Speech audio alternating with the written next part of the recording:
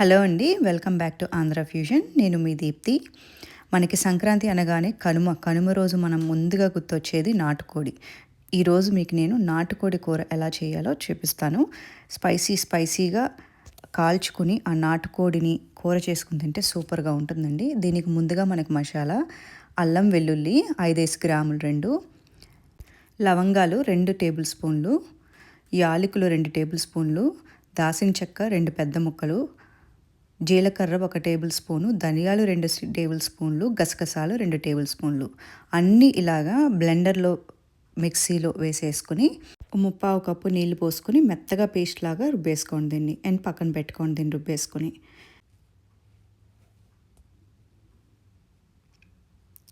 చూసారు కదా నేను ఎలాగా మెత్తగా పేస్ట్ లాగా రుబ్బేసుకున్నాను. దీన్ని గ్రైండ్ చేసేసుకోండి ఇలాగా. ఇప్పుడు దీన్ని పక్కన పెట్టేసుకోండి. ఇప్పుడు ఒక 6 ఎండుమిరపకాయలు ఇలాగ నానబెట్టుకున్న 15 నిమిషాలు దాన్ని కూడా పేస్ట్ లాగా చేసేసుకోండి. ఇప్పుడు నాటుకోడి 1 కేజీ తీసుకుని దాంట్లో 1 టీ స్పూన్ అల్లం వెల్లుల్లి ముద్ద, మీరు ఎండుమిరపకాయ పేస్ట్ చేసుకున్నాం కదండి ఇందాక, ఒక 6 ఎండుమిరపకాయలు నానబెట్టుకుని 10 నిమిషాలు పేస్ట్ చేసుకోమన్నాను కదా, దాన్ని దీంట్లో వేసేసుకుని నాటుకోడిలో శుభ్రంగా మ్యారినేట్ చేసుకుని ఇది కూడా 10 నిమిషాలు పక్కన పెట్టేసుకోండి. ఇప్పుడు ఒక కుక్కర్ ప్యాన్ తీసుకుని దాంట్లో ఒక అరకప్పు నూనె పోసుకోండి. అరకప్పు నూనె మీకు నాన్ వెజ్ కదండి బాగా పడుతుంది, నాటుకోడి ఎస్పెషల్లీ నూనె ఎక్కువే పడుతుంది కొంచెం. అండ్ దీంట్లో మొత్తం మీరు ఈ గరం మసాలా అంతా వేసేసుకోండి.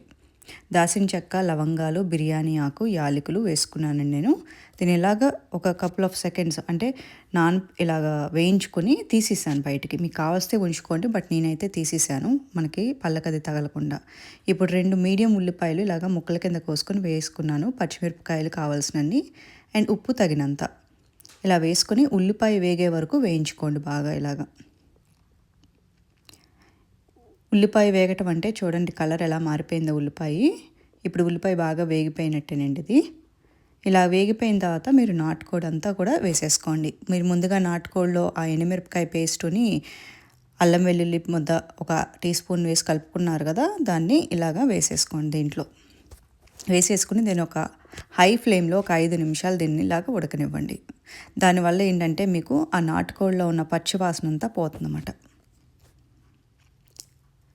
ఇప్పుడు మనము దీంట్లో ఒక 1/2 టీ స్పూన్ పసుపు, 2 టీ స్పూన్ల కారం మీరు చూసుకుని మీకు తగినంత వేసుకోండి.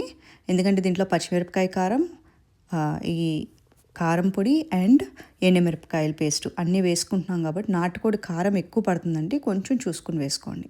ఒకసారి దీన్ని ఇలా కలిపేసిన తర్వాత ఒక 5 నిమిషాలు దీన్ని ఇలా ఉడకనివ్వండి.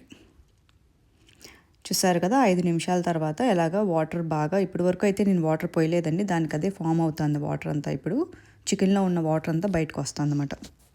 ఇప్పుడు దీంట్లో నేను మసాలా పేస్ట్ చేసి పక్కన పెట్టుకున్నాను కదా, అది 2 టేబుల్ స్పూన్లు వేసుకోండి ఇక్కడ.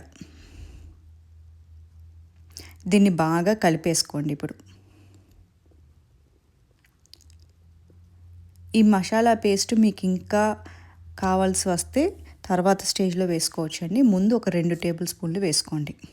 నేను 1 కేజీకి 2 టేబుల్ స్పూన్లు వేసాను, సో సరిపోవాలి. అది సరిపోకపోతే తర్వాత మనం వేసుకోవచ్చు, ప్రాబ్లం లేదు. ఇలాగ మసాలా పేస్ట్ కూడా వేసిన తర్వాత కొంచెం ఉడికిన తర్వాత ఒక 2 నిమిషాలు దీంట్లో ఒక అరకప్పు నీళ్లు పోసుకొని ఇలాగ బాగా కలుపుకోండి.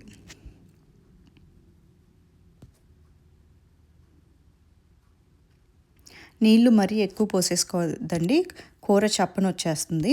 సో నీళ్ళు కొంచెం అరకప్ మాత్రం పోసుకోండి. మనకి చికెన్లోంచి కూడా చాలా వాటర్ రిలీజ్ అవుతుంది. ఇప్పుడు దీన్ని కుక్కర్ పెట్టేసి విజిల్ పెట్టేసి ఒక 3 to 4 విజిల్ రానివ్వండి. అంటే మీ నాటుకోడిని బట్టి, గట్టిదనాన్ని బట్టి. నాకు 3 విజిల్స్ అయితే సరిపోయినాయండి, మీరు చెక్ చేసుకోండి. 3 విజిల్స్ అయిపోయిన తర్వాత పూర్తిగా చల్లారిపోయిన తర్వాత కుక్కర్ ఓపెన్ చేయండి. కుక్కర్ ఓపెన్ చేసిన తర్వాత ఇప్పుడు ముక్క ఉడికిందో లేదో చెక్ చేసుకోండి ఒక్కసారి. ఈ టైంలో చెక్ చేసుకుంటాం వల్ల ఏంటంటే ముక్క ఉడికిందో లేదో అనేది, ఒకవేళ ఉడకకపోతే మళ్ళీ ఇంకొక 2 విజిల్ పెట్టుకోవచ్చు, 1 విజిల్ కానీ 2 విజిల్ కానీ. ఇక్కడ నాకు ముక్క ఉడికిపోయిందండి. సో ఇప్పుడు దీన్ని నేను బేసిక్గా ఈ గ్రేవీ అంతా నాకు థికెన్ అవ్వాలి. ఇప్పుడు కొంచెం ఆ వాటర్ అంతా పోయి థికెన్ అవ్వాలి. సో నేను దానికి బేసిక్గా ఉడకపెట్టుకుంటున్నాను అనమాట. ఇంకా దీంట్లో ఇప్పుడు నేను ఏంటంటే మీకు ఉప్పు, కారం, మసాలా అన్నీ సరిపోయినాయా లేదా అని చెక్ చేసుకోండి. అవసరమైతే వేసుకోండి ఇదే టైము. దీన్ని ఇలా ఒక 5 నిమిషాలు గ్రేవీ దగ్గర పడేదాకా ఉడకనిచ్చి కొత్తిమీర జల్లుకోండి ఇలాగా. ఈ కొత్తిమీర కూడా బాగా కలిసేటట్టు తిప్పుకోండి.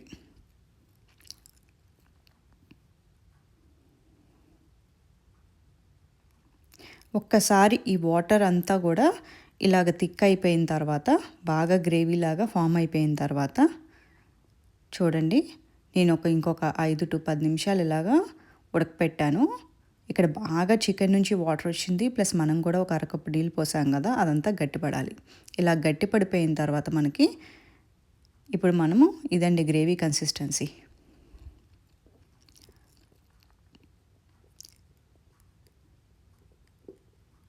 చూసారు కదా, ఇంతేనండి. ఈ గ్రేవీ ఇలా థిక్ అయిన తర్వాత బేసిక్గా మీరు దీన్ని గారెల్లోకి కానీ, రైస్లోకి కానీ, బిర్యానీలోకి కానీ ఎలాగన్నా వేసుకుని తినొచ్చండి. చపాతీలోకి కూడా చాలా టేస్టీగా ఉంటుంది, చాలా బాగుంటుంది. ఒకసారి ట్రై చేసి మీరు కూడా ఈ పండగకి డెఫినెట్గా నాకు మీ ఫీడ్బ్యాక్స్ కమెంట్లో పెట్టండి. Thank you very much for watching అండి. అండ్ కొత్త వీడియోస్ కోసం ప్లీజ్ ఛానల్కి సబ్స్క్రైబ్ చేసుకోండి. Thank you.